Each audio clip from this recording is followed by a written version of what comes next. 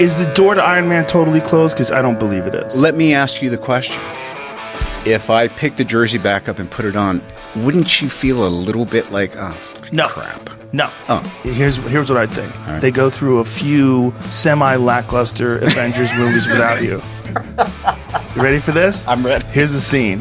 There's a moment where the world's fate is at stake and they realize they need a super genius. And then they figure out how to restart that time machine. Great. Come on. Is that... The way people would freak out if you came back. Come on.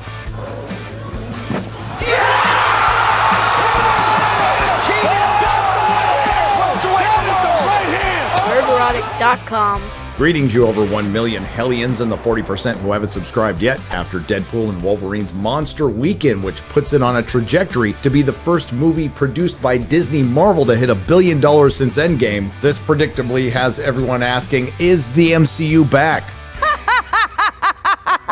Let's, for now, answer that question with another question. Did Captain Marvel kill the MCU? No. It was just the writing on the wall. It was everything that followed. Oh, God. WandaVision, Falcon and the Winter Soldier, Loki, Black Widow, Shang-Chi and the Legend of the Ten Rings, The Eternals, Hawkeye, were all a collective of diverse and inclusive failures. This losing streak was only broken up with Sony and Disney Marvel's release of Spider-Man No Way Home on December 17th of 2021. It's been a very tough time for cinemas during the pandemic, with some chains being forced to close.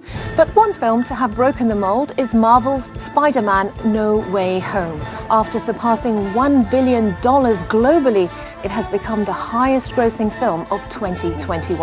What do you think its appeal is? Is it just, at this point in time, we're desperate for a superhero to come and save the world?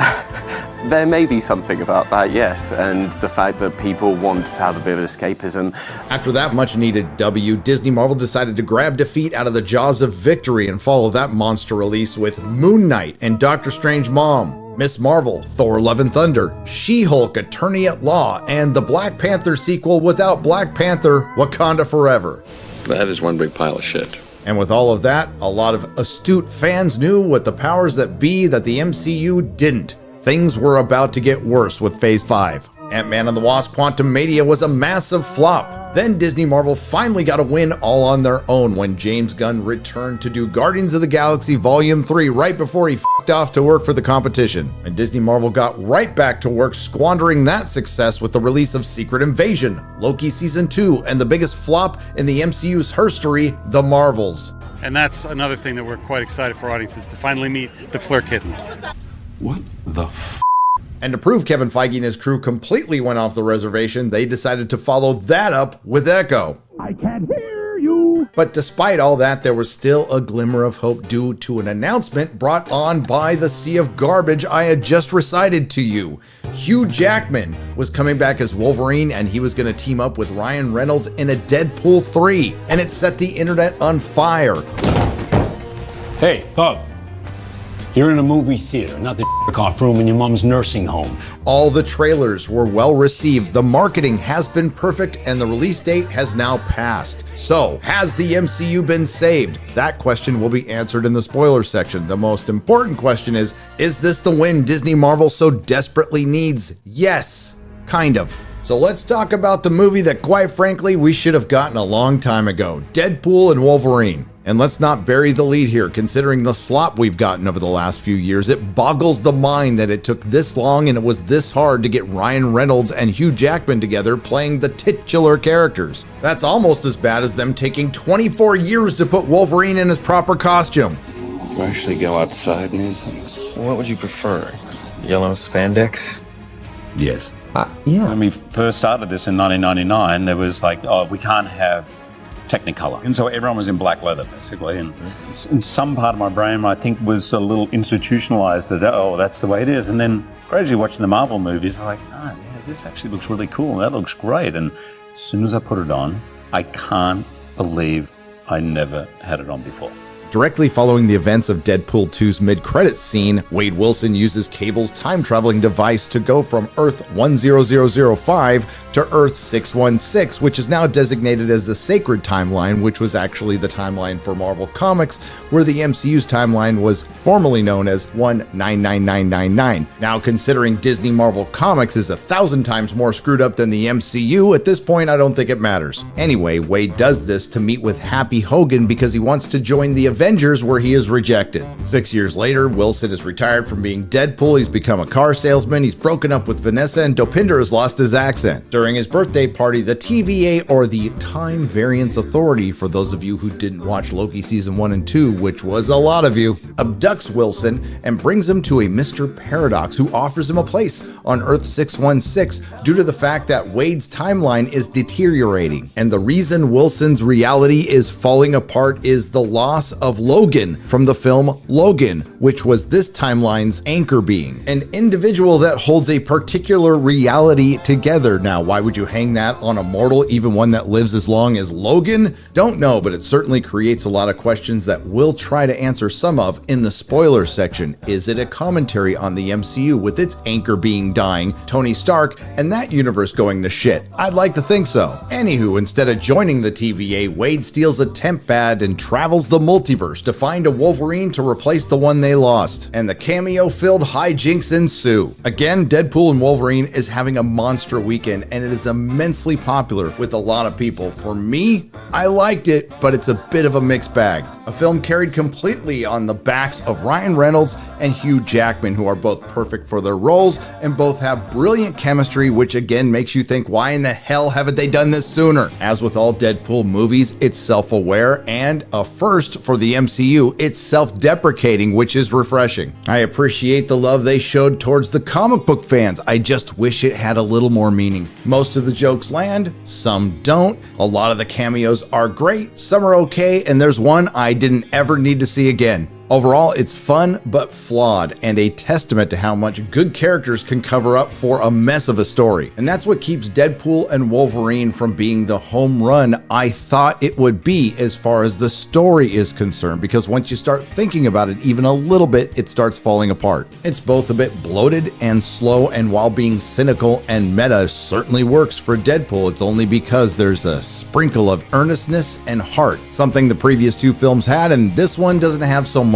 That's why it's the third best Deadpool film, which is light years better than anything Disney Marvel has cranked out in the last few years, with maybe arguably the exception of Guardians of the Galaxy Volume 3. But enough of the vagary, let's get to the spoilers. Now, a lot of people were worried, including Hugh Jackman and Kevin Feige, that bringing Wolverine back would ruin his send-off in Logan, but I like their solution. The film opens up with Deadpool digging up the corpse of Wolverine and using his bones to murder TVA agents during the credits, and it was brilliant. The only disappointing part were the credits were normal. From the first trailer, I had my concerns about the TVA. My hope was it would be a Fox version used to completely destroy it, and in the beginning, it looked that way. Of course, you haven't watched Loki, so you wouldn't know that Kang used to prune universes, and then they stopped doing that in season 2. So Mr. Paradox invents a magical bullshit machine called a Time Eater that essentially does that, and I thought, hey, that could fix a lot of problems. Instead, it turns out to be a MacGuffin. How do I know this? In the film, they call it a MacGuffin.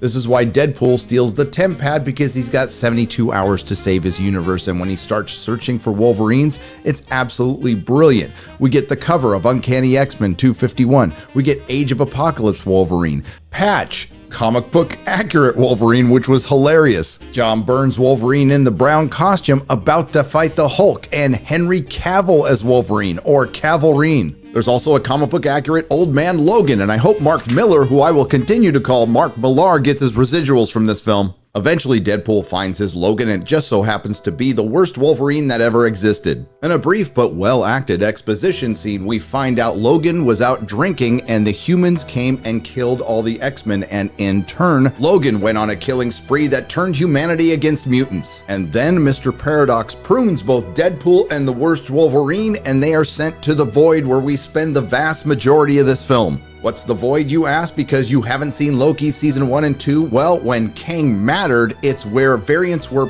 pruned to go and basically die. The void is essentially ruled by Charles Xavier's twin sister, Cassandra Nova, who was pruned at a very early age because she was so scary powerful, which sounds similar to what happened to female Loki in the Loki series you didn't watch. Her base of operations is the corpse of Ant-Man as Giant Man, and she has a deal with the TVA to do what the hell she wants in the void as long as she doesn't come back to the sacred timeline. And I have to admit, Emma Corrin did a pretty good job with this character. This brings us to all the cameos, starting with Chris Evans. And this is one we were expecting. I love the fake out. We think it's Captain America, but it turns into the Human Torch, and it worked. Or did it? He uses his powers against the one character he shouldn't, Pyro, played by Aaron Stanford from 12 Monkeys. Then he gets skinned alive by Cassandra Nova. Leading some to ask, isn't that just like what happened to Mr. Fantastic and Doctor Strange Mom? I would say Doctor Strange Mom wasn't supposed to be a parody and Deadpool and Wolverine is. There were a lot of returning X-Men, mostly in the background, and some of them were actually played by the actors who originally played them in the films. Like Ray Park as Toad and Tyler Mane as Sabretooth. By the way, that big fight ended up being a Furiosa gag, which we'll get to in just a moment. I'm the Juggernaut, bitch! But then characters like the Juggernaut from X-Men 3 wasn't. Where the hell was Vinnie Jones? By the way, he was great in The Gentleman. I just got asked to do Deadpool, the new one that's coming out now, and I spoke to the director and I just said, it's such a drama putting that suit on. You know, mentally and physically. I mean, it had its mental toll. We couldn't strike the deal for Deadpool. You're gonna let me out of here, I need a pee. But the big ones were Daphne Keane as X-23, Jennifer Garner as Elektra, Channing Tatum as Gambit, which was fun to see, but now I completely understand why they never made a movie with them, and it proves that Taylor Kitsch was a better Remy LeBeau. But the one that had me hollering and applauding like the unapologetic nerd that I am was Wesley Snipes returning as Blade. He was brilliant, he could still play the part right now, and as he stated in the film, he's the only Blade. There's also multiple Deadpools, including but not limited to Dogpool, Ladypool, played by Blake Lively, Matthew McConaughey as Cowboy Pool, and Nathan Fillion as Headpool. Now this is no Spider-Man No Way Home. Some of the cameos work, but not as well as that film. And it was held down by the whole Disney Marvel of it, including the heavy involvement of the TVA. And when you had a pretty good villain like Cassandra Nova in a position to completely wipe it out and you don't do it is one of your biggest mistakes. And then bringing in body positivity time cop girl boss from Loki to clean everything up was just cringe. Just a quick reminder that Kang determined everything that happened in the MCU because no one had free will up to Loki season 1, and this is a constant reminder of it. Yes, there were a lot of jokes aimed at Marvel, including... Welcome to the MCU, by the way. You're joining at a bit of a low point. Can we just be done? Oh, we're just getting started. No. With the whole multiverse thing. It's not great. It's just been miss after miss after miss. Which is great, but instead of getting rid of it, which Marvel should, they lean into it more. For example, right on the heels of Hugh Jackman returning to the role of Wolverine, it was just announced at Comic-Con that Robert Downey Jr. is returning to play Dr. Doom.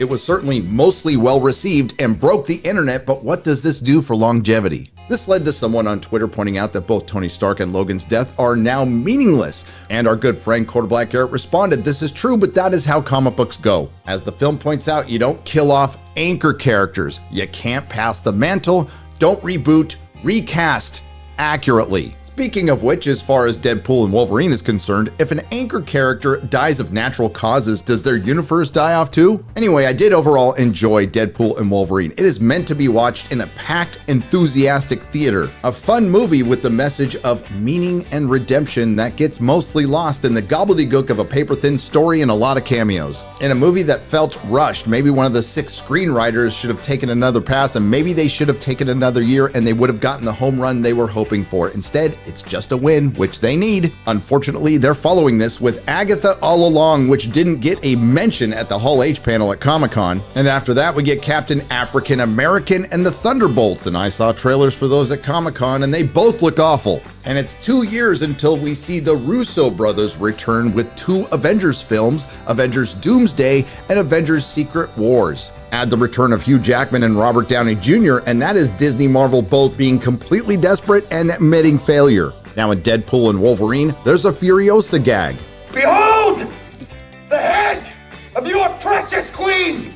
Furiosa! which I think Tinseltown can learn a lesson from. Furiosa was a good movie that flopped. Deadpool and Wolverine is a pretty good movie that's going to be the biggest hit of the year. What's the difference? You cracked the code, Kevin Feige. You put immensely popular actors who embody their characters in their proper comic book costumes, and everybody showed up. And the one thing Deadpool and Wolverine does prove is Hollywood is stupid. If you like what you heard, please like, share, and subscribe. If you didn't like what you heard, I thank you for listening this long. I will see you in the next video. Nerdrotic.com. Please subscribe.